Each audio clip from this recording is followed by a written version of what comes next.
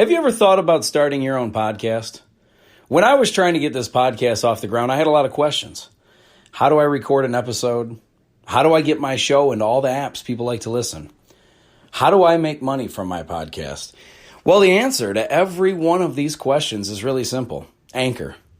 Anchor is a one-stop shop for recording, hosting, and distributing your podcast. Best of all, it's 100% free and ridiculously easy to use. And now, Anchor can match you with great sponsors who want to advertise on your podcast. That means you can get paid to podcast right away. In fact, that's what I'm doing right now by reading this ad. When I started using Anchor to do my podcast, it was so extremely easy that I haven't even bothered to look for another app to use. I love this app. It's the only one I deal with, the only one I even recommend, period. I recommend you get on there ASAP. If you want to start a podcast, this is definitely the place to go. It's easy. You can drive around and record. You can sit in your basement and record. You can do it anywhere. It's fantastic. So if you've always wanted to start a podcast, make money doing it, go to anchor.fm/start, anchor.fm/start to join me and the diverse community of podcasters already using Anchor. That's anchor.fm/start. I can't wait to hear your podcast.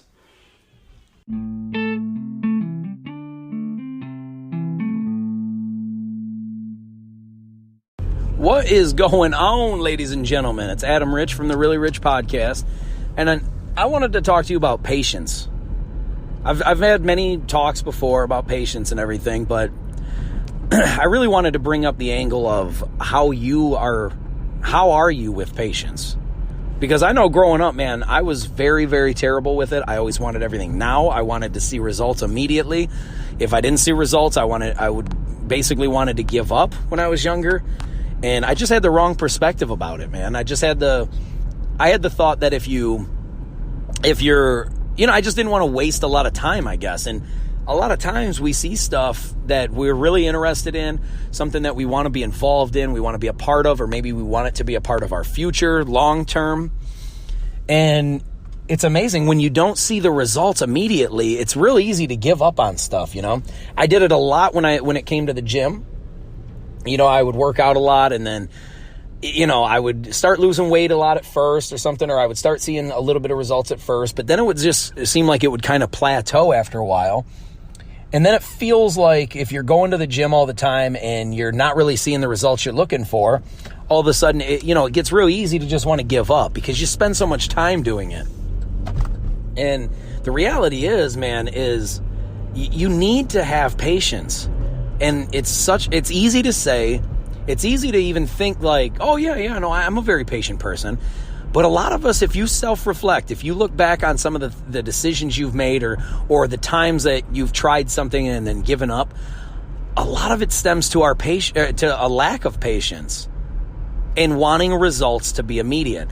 And the reason why I wanted to bring this up today is not just to bring it up, short-term patience, but regardless how old you are, how do you perceive your life? Like, how do you look at your results and the patience to have something or the patience to pursue something and not see it happening right away? Because, listen, I feel like there can be some of you right now listening and thinking to yourself, yeah, I don't need to see results right now. I have patience. I can wait all year, or 10 years. I can wait 50 years. And the reality is, most of us say it, but don't actually really live it. Most of us think that we're patient people, and we're really not. When I was younger, I used to say that, no, I have a ton of patience. Yeah, absolutely. I'm a very patient person. And then somebody cut me off in traffic and I'd blow a gasket, flip out.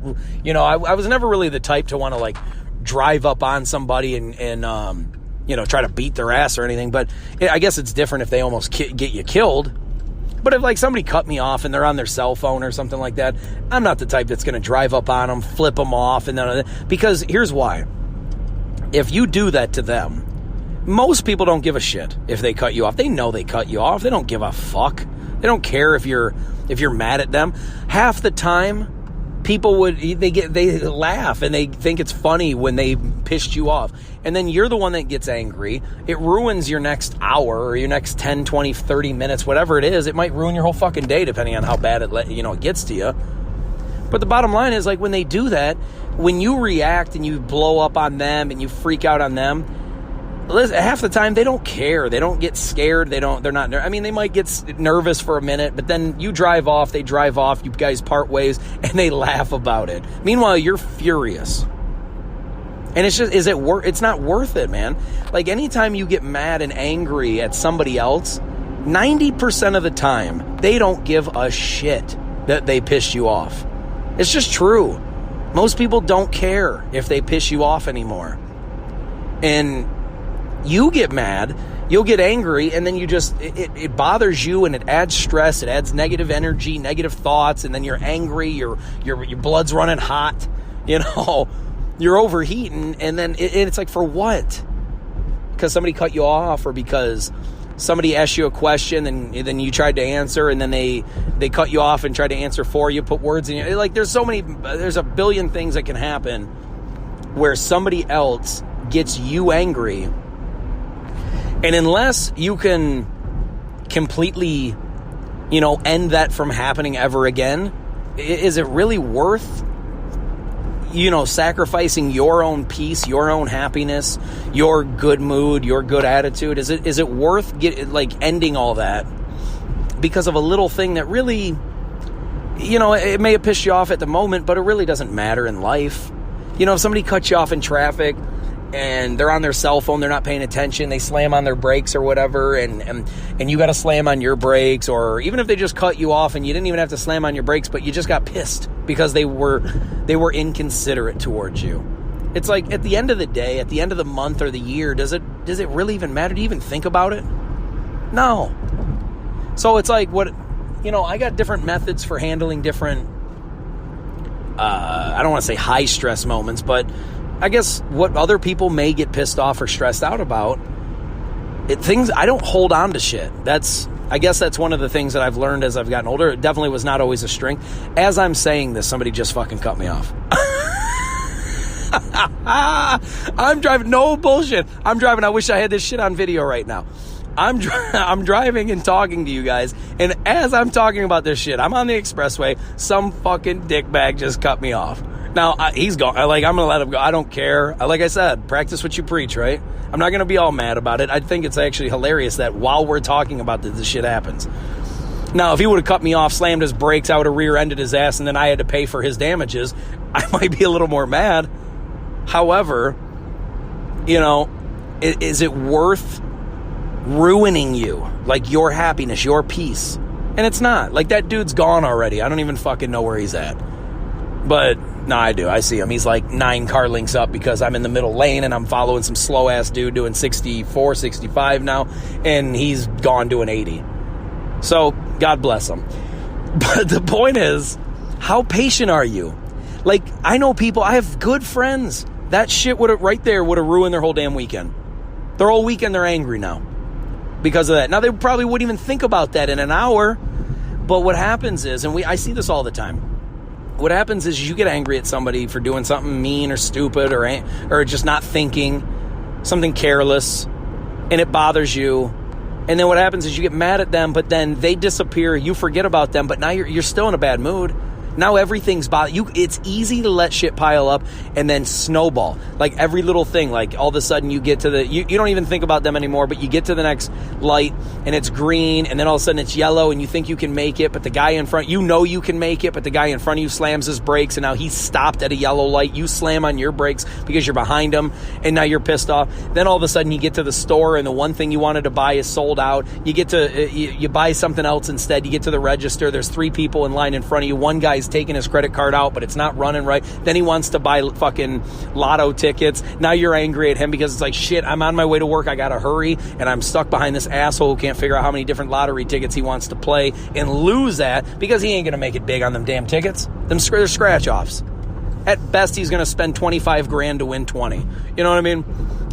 In the bottom line. So that's what I'm saying, though. It's so easy to let little things snowball to the point where you're furious. But if you have patience, and this is the reason I even brought up patience, isn't because of that. That's just a side note. I actually brought up patience to talk about it long term, and we'll get to that in a second. But you need to have patience in all forms. Short term, long term, everything, every term, middle term. And the reason why you need to have patience is because you don't want little stupid shit like that to make you angry, so you live bitter, and so it's really easy to let the shit pile up. You gotta let it go. Have the patience to understand, like, look, dude, did that even matter? Did it even matter what happened? Yes, it sucks. Yes, he pissed me off for a second. Yes, he did something inconsiderate. Yes, he was mean, or he was rude, or she was angry, or she pissed me off, or she did something stupid and it fucks me over. But if it's really not a major deal, I'm talking an injury to a loved one, the loss of your job, your car getting, blowing out, a tire blowing out, and you almost getting into a life-altering accident. Like, if it's not that serious, why are you letting it bother you that much?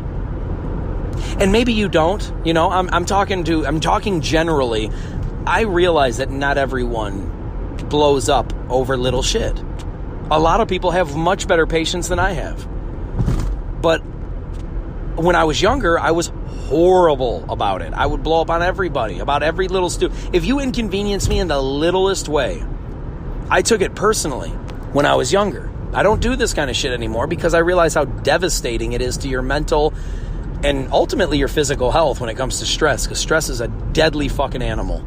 It really is. You don't see it. It's like gravity or oxygen. You don't see it, but it's extremely effective. And only stress is effective in a super, super negative way. It's terrible. And I remember hearing about this shit when I was in school. I remember hearing patience is a virtue. And I used to think to myself, yeah, blow me. Like when you hear stuff like this is a virtue, it sounds like it's just somebody's opinion to try to make you be a good person or be calm or something, to have honor or something. It sounds like a fucking bumper sticker. It really does. But it is so true, dude. I didn't believe the shit in high school. I really didn't. I was like, oh, it's just some asshole saying it to, it sounds like a nice peace quote. Sounds like a motivational speech or motivational quote. And the reality is, no, there is a reason. As I got older, I started seeing every saying that you hear of. Every time that somebody's like, oh, that's an old saying. Listen to that shit. Listen to it for real. Because everything that becomes a saying has become that for a reason. It's very rare that a saying holds true for decades and centuries if it's just like a joke or it's just somebody's bullshit. If somebody says, yeah, well, there's an old saying of blah, blah, blah, blah, blah, blah, blah. Listen to that shit. It means something. And if you don't understand what it means, look it up. You got the internet. Everybody on earth has a fucking internet now. People that live in the desert have the internet. It's unbelievable how true these sayings really are. Like when they say a bird in the hand is worth two in the bush. I used to think to myself, why do I give a fuck about birds in a bush or in my hand? But I was missing the point. The point is to have a bird up close in front of you, to be able to appreciate and look at its beauty and acknowledge and to understand it. To have one sitting in your fucking hand right in front of you to admire is worth, it's honestly, it's worth way more than two. Two is very much an understatement in that situation. But, or another one, like, there's more than one way to skin a cat. Yeah, that's true. But if you're looking at it from a literal standpoint, like there's more than one way to skin a cat. Oh, like you want me to actually skin a cat? No, dude. Nobody wants you to skin a cat. That's not what the fucking point is. The point is there's more than one way to accomplish a goal. And that is so fucking true, dude. It is so true that there is more than one way to accomplish a goal. It depends on the goal, I guess. It depends on what you're talking about. But ultimately, the saying, what it really means is there is more than one way to accomplish something. And when you have more than one way to accomplish something, that means you're not limited. So you need to understand that.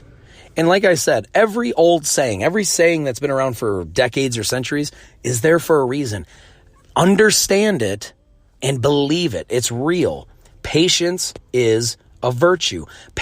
Most people on earth don't have patience. Most people just don't. Maybe certain cultures have more patience than others, maybe certain groups of people, maybe certain age of people have more patience. I think that's definitely true. I think most people, as they get older, acquire more patience, which is odd if you think about it, because the older that you get, the less time you feel like you have. But you start understanding things about wisdom, about what is powerful in life and what really matters. And having patience is fucking huge. And now I really want to hone in on why patience long-term is a major, major fucking deal. And it's damn near a superpower at this point, especially since nobody has it. Having patience long-term is incredibly important, because when so many people only think about like what's going to happen now, or if I do something right now, how is it going to, pay off or screw me over like tomorrow or the next week, you're not really planning like years and years and years ahead. And if you think about it in terms like this, if you're 20, 25, 30, whatever age you are, it doesn't matter. But if you start thinking in 5-year blocks, in 10-year blocks, in 20-year blocks, instead of thinking about like, man, if I do this today, how is it going to pay off for me tomorrow? Because I need this now. If you can start planning, it's like laying bricks down. I've talked about this before, where if you lay down one brick every day, well, it's going to feel like you're not doing a whole lot. It's going to seem like you're moving very slowly. It's going to seem like not much is happening. But if you lay down one brick every single day, by the end of the year, you got 365 bricks. That's a lot of bricks. Now, you keep doing that for 10 years, you got 3,650 bricks. That's a lot of fucking bricks. And so, really, the only reason why I bring this up is because there's so many people right now that are thinking like, man, I need to make some money about this. How can I get a job and do this? Or maybe I should start a career in doing this, or start a business in doing this. But they're expecting like to be huge and profitable and relevant like the next week or the next month. And if they're not, then it's easy to give up on that dream. It's easy to give up and say, it's not working for me. I was hoping it would go quicker than this, and it's not really getting me anywhere. But it's like, dude, but you've only worked on it for a month. Like, imagine, I look at it like this, like, it really puts it into perspective when you're talking about building a business, or especially like with podcasting, right? I'm doing this podcast. I made my first podcast. I knew going in, I'm not going to make one episode and then all of a sudden I'm going to have 1 million subscribers, 1 million followers, 1 million viewers, whatever. That doesn't happen. That's not realistic. You can't have 1 million people interested or engaged with you personally when they don't fucking know you. And you've got one little segment or one little episode, one little presentation, one little sample size, I guess, of who you are or what your belief is or what you want to talk about or what you're trying to get through to people, what you want your episodes to be or your podcast to be about. And I knew that. Now I've been doing mine a little over a year, and I've definitely seen a lot of progression, but I'd be lying if I said that I've got like millions of listeners and millions of followers. I don't expect that after 1 year, especially because I'm not already a celebrity. I'm not already a huge household name. It's like if LeBron James announced on Twitter tomorrow that he's going to start a podcast on Monday. Well, then he's more than likely he's going to probably have 100,000 to 1 million people listening episode 1. But that's because he's already relevant. He's already worldwide. He's already famous. People know who he is. They want to hear what he has to say. If LeBron came out and said, "Hey, I'm going to start a podcast talking about, basket weaving, or I don't know, cooking classes or some shit," then he's probably still going to get a ton of listeners, but not nearly as many as if he said that his podcast was going to be about basketball and what he sees and what he knows about basketball, and he wants to teach others about the game and about the history. Like, if he made it about shit that people know he's good at, and he's already famous and loved by many, people would listen. But if he says, like, you know, if Gordon Ramsay, one of the most famous chefs in the world, said, I want to start a podcast tomorrow talking about skateboarding, I'm probably not checking it out. But if he said, I'm going to have a podcast talking about different foods, different ingredients, how to make this, and how to be elegant, and how to, make your plating look good, and how to make the best food, and how to sear a steak properly. Like, if he made an episode about shit that I actually like and people know him for, I'm more likely to check it out. But if he comes out tomorrow and says, I want to have a talk about like skateboarding or rollerblading or dance or something that has fucking nothing to do with cooking, it's very likely he doesn't get a whole lot of listeners. Now, he's probably going to get some because he's already famous, like I said. But my point is, if you're not, I don't want to say not relevant, it makes it sound like you're not important. If you're not a famous person already, if you're not a household name, if people don't really know, if millions of people don't know who you are, and you start your own podcast or your own business, you have to earn the audience. You have to earn the clients. You have to earn the trust of people before they're even going to trust you to either do business with you or listen to the podcast or whatever it is that you're trying to start. But people don't think like that. They think like, oh man, I got a month to really hit it hard and go into this business, and we'll see where it is, and I think it's going to be great. And then after a month, when they realize they haven't gotten a single customer yet, or a single listener, or whatever, it's very easy to want to give up. Because then it makes you feel like, man, I must not be good at this because nobody gives a shit about it. Nobody's listening. Nobody's paying attention. Nobody's buying my product. Nobody's checking out my website. Nobody's doing, X, Y, and Z. And you gotta understand, if you're young, if you're 20, 30, even 40, you probably got at least 30 years left minimum. I mean, now granted, of course, anything can happen to anybody at any time. Anybody can die in the next 5 minutes. But you gotta at least imagine if you didn't. Like, what if you ended up living to your 80, and at 80 years old you look back and be like, man, I had that idea when I was 35 years old, and I should have started it, but I thought to myself, well, I don't have that much time. I can't just sit here and keep plugging away at it for 40 years, so I might as well just not do it. Well, then 40 years goes by, and you look back and you're like, shit, I could have done it. Even if you live till 80, and you look back to when you were 40, that's 40 years that you lived, and then 40 more. Like, if you had the idea when you were 40 and then you lived to your 80, that's 40 years that you lived without the idea. And then at 40, you have the idea, and then you live for another 40 years not implementing the idea.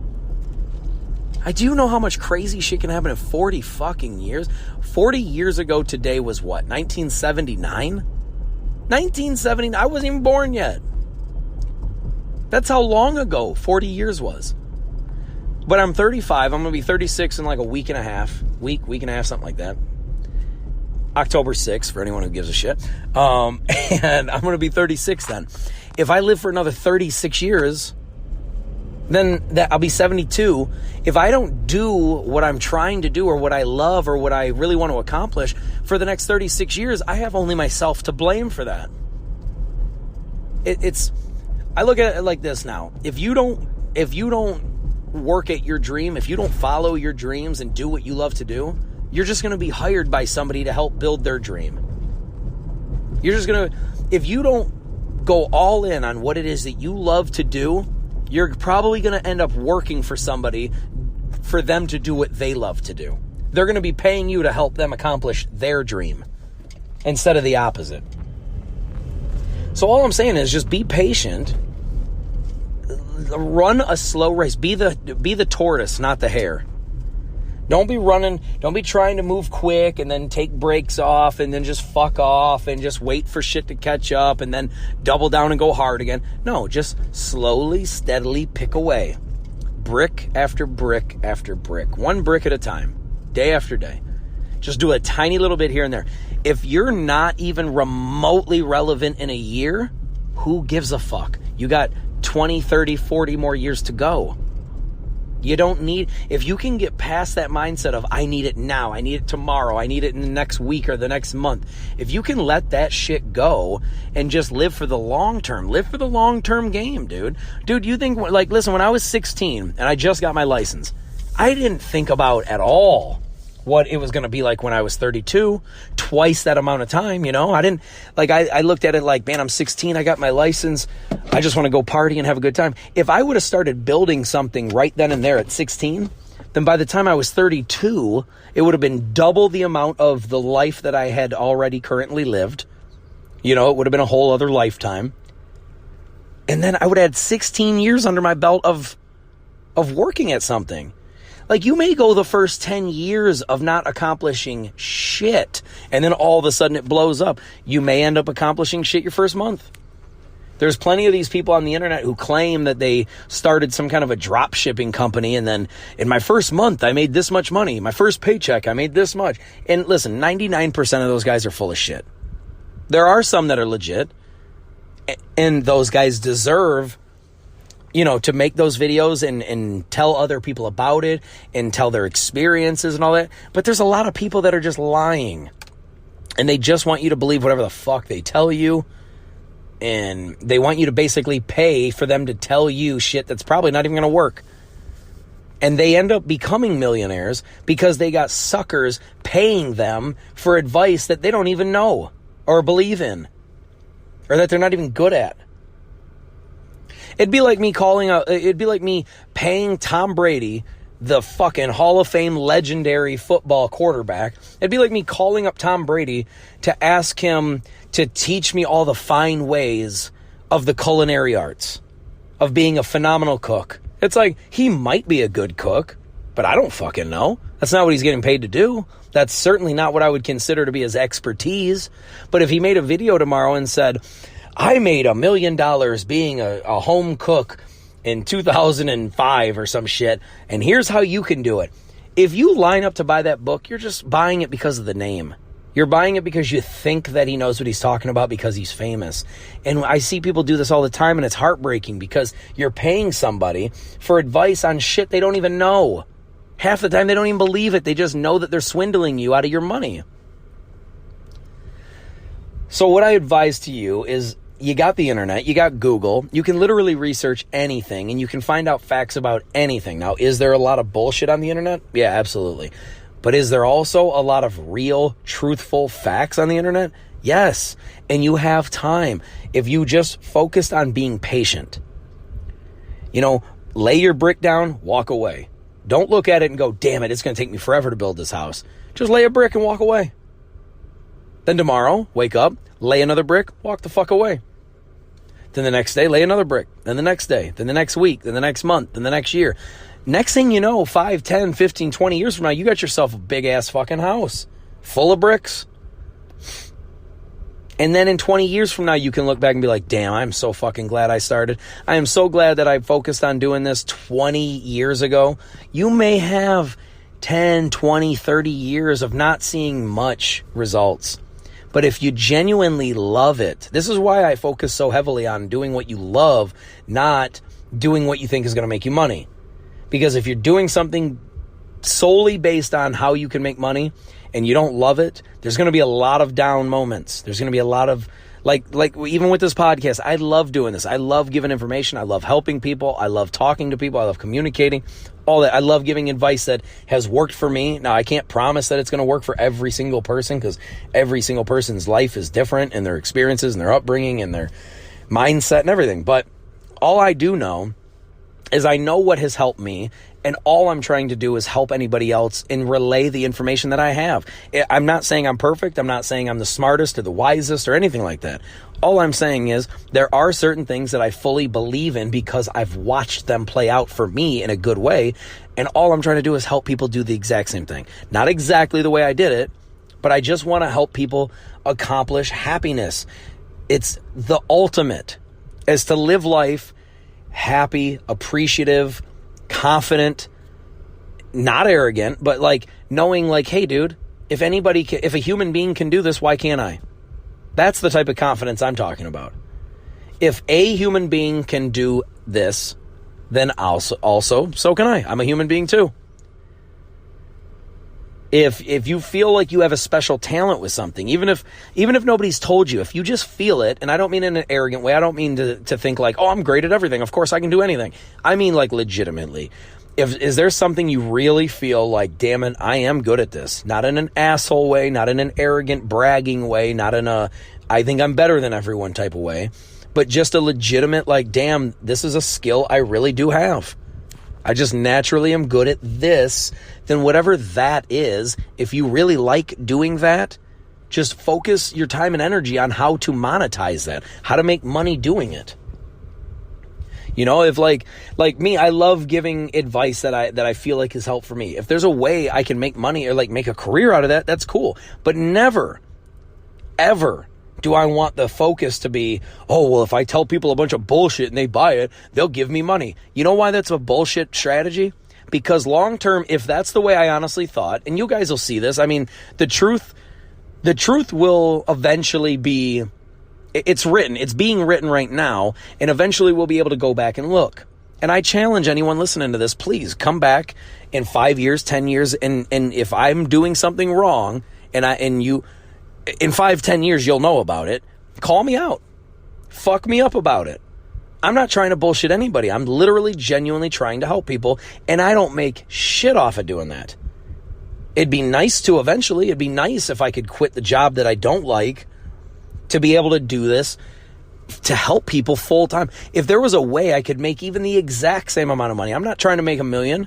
I'm not trying to be a millionaire or have $100 million business or some shit. I don't give a fuck about that. I've never cared about money the way most people do, the way 99.99999% of people do. I've never given a fuck about money the way that everyone else I know does. I want enough to live. I want enough to survive. I want enough to feed my family and have a shelter, have home, shelter, food, all that shit. But I don't give a fuck about having like yachts and mansions and sports cars and fancy vacations. I mean, of course, I love to travel. Anything that I get in a good way, in a positive way, I appreciate, dude. Because I know not everyone gets it. I know not everyone has it that good. I fully am aware that any benefit, any positive that comes into your life, you should appreciate that shit because it's not always going to happen. It's not always going to be there. Those moments don't come every second of every day. You don't live a constant flourishing life. There are moments that aren't good. There are moments that are great. So when the moments are great, I fucking greatly appreciate them when they're there. I try to never take anything positive in my life for granted. Now, do I constantly think about it? No, of course not. I mean, you're always thinking about different things. But at the end of the day, if you were to ask me, like, do you think about the fact that you have a good family, a healthy family, a good job that pays your bills, you have cars, you have a home to live in, you have food on your you have food on your plate, you have a wonderful child, a wonderful wife? Like, dude, I know those things. I don't need to be reminded. I'm not trying to jinx it or nothing like that, but I'm just saying flat out, I am so appreciative of that. I am so grateful because it's not like that for everyone. And up until I was 30, I didn't even have a wife or a kid. Actually, until I was, 33, was it? 34, I think is when I got married. 2 years ago. Actually, in a couple days, it'll be my 2-year anniversary. What do you know? But I didn't have all that when I was 20, 25, 30. I didn't have a wife or a kid. I couldn't possibly appreciate those things. Nor did I even care to. But now that I have them and they're in front of me, dude, I'm so grateful for that every day. I don't give a fuck about money. I just want enough to keep them alive and happy and doing well. I don't want to live in a cardboard box. I don't want to have some old, rusted out, beat up pieces of shit car that I can't rely on to get me to and from where I need to go. I'd rather have a decent car. It doesn't need to be fancy. Shit, I got a fucking 2011 Colorado, not the state, the fucking Chevy truck. And then my wife has a 2019 Chevy Equinox. So trust me when I say I ain't doing it for the money. I'm not living for that fucking money. Now, you'll be able to come back 5 years from now, 10 years from now and call me out if I'm lying. And I can't wait for those moments because I love the fact that when you say the truth, when you say what's real, nobody can come back later and try to fuck you up on that. Especially when you're doing the right thing. I'm legitimately trying to do the right thing. I'm trying to help people. I'm trying to live grateful and appreciative, and I'm trying to help other people do that. And I'm also, now, because I wasn't when I was younger, I'm also extremely patient now when it comes to what I'm trying to build long term. I don't give a fuck if I have one listener right now. I'm going to keep going. I'm going to keep plugging away because somewhere down the road, maybe I have millions of listeners and they're able to go back and listen to these episodes. And if they do, I want them to hear the same shit now as I'm going to be saying in 5 years, 10 years, 20 years. Live for appreciation. Appreciate what you have while it's here. Because there are millions, if not billions of people who will never enjoy some of the things that you have. So appreciate that shit. Stop taking things for granted. Stop living every second to try to focus on how you can make more money so you can buy new shit that in 10 years is going to be 10-year-old shit. That's what people don't get, man. It's not about what you make. It's about what you spend. And it's not about, it's not even what you're buying. It's how meaningful is the shit that you're buying. Are you buying every fucking pair of Jordans just so you look fresh? Are you buying a brand new Mercedes because your friends are going to think that you have a lot of money or that you're living good? Like what? Why are you buying the things that you buy? Why are you spending? If you can understand that all of those things, if you bought a Ferrari today, a 2020, say it was already out, 2020 Ferrari, maybe there is one out, I don't know. But you buy a 2020 Ferrari today and you still own that bitch in 2030, do you know what you have? You have a 10-year-old Ferrari that nobody gives a fuck about. Stuff is meaningless. Certain things mean something to you. Those are the things you should purchase. If you know that you really love to sit around and binge watch TV shows, then you should be paying it monthly for Netflix. But if you're paying for Netflix and you barely watch TV, cancel the fucking Netflix. If you don't give a shit about going to the movies, stop going to the movies and or if you want to see a movie, but you don't really want to see it that bad, or you want to see it, but you don't care if you see it now or if you see it later, then don't go to the movies and spend $50 on a fucking, you and your date to see a movie and get fucking $10 popcorn and you get two $8 drinks or whatever the fuck it is.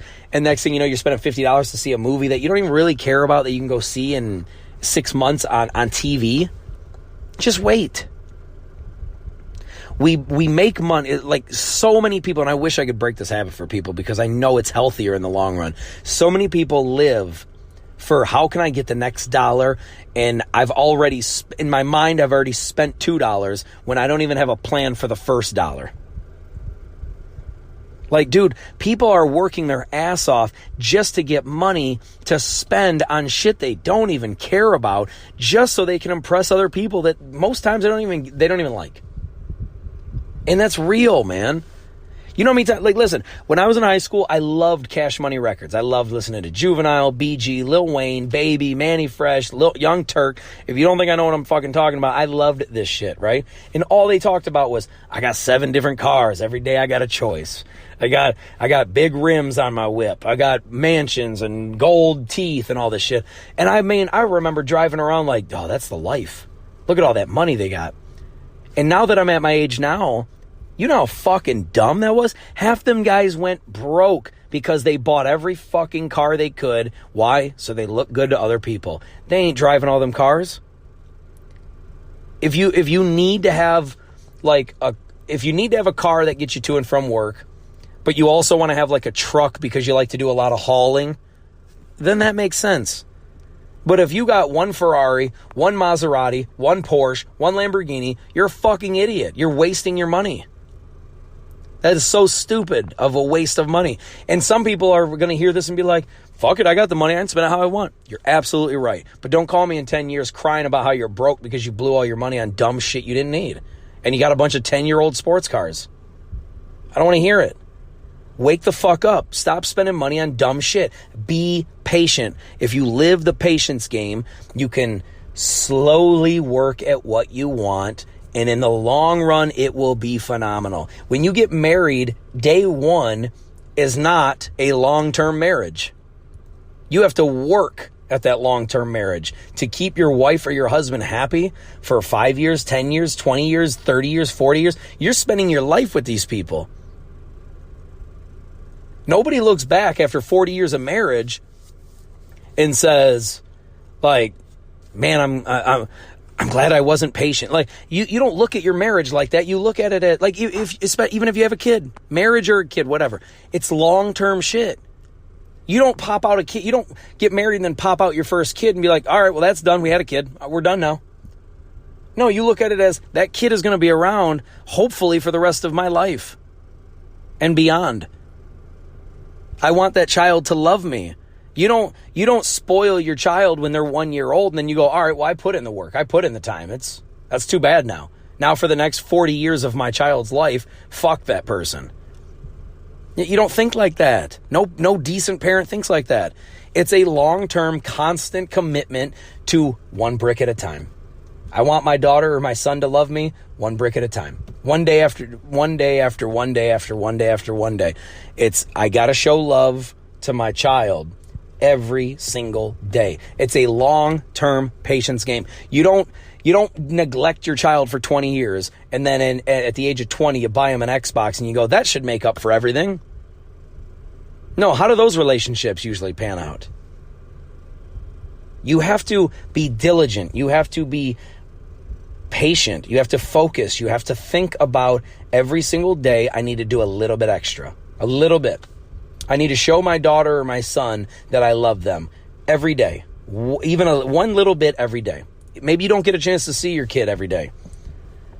Maybe you work a ton. Maybe you and your ex-wife or maybe your wife or your husband are divorced. Maybe you don't. Maybe you have joint custody, and you only get to see your kids certain days. But even on your off days, you should still be working at how can I make sure that day after day for a lifetime, this person cares about me or knows that I care about them. It's patience, dude. Nobody tries to hurry to make their kid love them, except for the shitty parents that were never around. And now a child is smart enough to know at a certain age, if you couldn't be around, like you had no choice but to not be around, they get it, dude. Kids are smart. People are smart individually. We're idiots as a group. And I know that's kind of contradictory because usually teamwork accomplishes more. I get all that. But what happens is as a society, we start thinking stupid things when we get into groups and when we separate ourselves into groups and we start thinking group-like mentality and we start thinking certain ways, and then we all become dumb because individually you can think for yourself. But when you become a part of a group, you start thinking however the group wants you to think. We become dumb. So your child by themselves is very smart. They'll get it. If you couldn't be around because of choices that were, you just couldn't, it wasn't in your power to do so, they'll understand. But if you choose to not be around for your family, and then after 20 fucking years you try to buy their love in a day, it's not going to go very well. Ever. You have to work at it, dude. It takes patience. And that's all I'm saying. Just be patient. Everything important in life takes time. It takes patience. It takes focus. It takes hard work to keep going. It doesn't take one good day of effort and then fuck it, it didn't happen, give up. I always look at patience the way that athletes do with their craft. Nobody playing in professional sports started a week before they started playing. You know what I mean? Like Michael Jordan didn't pick up a basketball 3 days before he got drafted into the NBA. He worked at that shit for free since he was like 5 or whatever. And then all of a sudden at 22 or 21, 22, 23, somewhere in there, he gets drafted. He worked at that shit for at least 10, 15, 20 years before it ever even paid off. That's the shit I'm talking about. Every single athlete on the face of the fucking planet that's worth talking about, like meaning in professional sports, they didn't just start last week or last month. They have been practicing for free for a long ass time. And then eventually it pays off.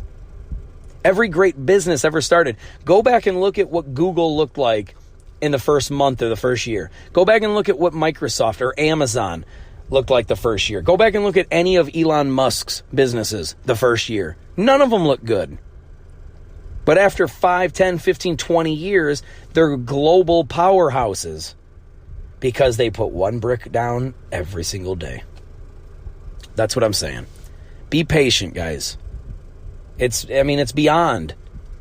Patience is bigger than a virtue. It's better than a virtue. It's more than just a virtue. It's huge, dude. It's everything. If you want to accomplish anything long term, you got to be patient and plug away at it all the time and expect nothing for a long time. I'm telling you, it's so worth it. But anyway, I got to get going, guys. I love you so much. I thank you for listening and being a part of this. And please get a hold of me. You can find me on Instagram, Really Rich Adam, or Really Rich Podcast. You can find me on Twitter at Really Rich Adam, LinkedIn, Adam Rich. You can find me on. You can get a hold of me through the voice message through the Anchor app. You can leave me a voice message. I can get a hold of you and we can talk. Whether you agree with me or disagree with me, whether you love me or hate me, I still want to talk to you. I want to I want to hear you out. I want you to hear me out. I'd rather have a conversation with you and just figure out where we agree or disagree, man. I'm not against talking to anybody. So please, I encourage everybody. And once again, I love you guys and I thank you so much for listening. And we'll do this again soon, all right? All right, peace. I'm out of here.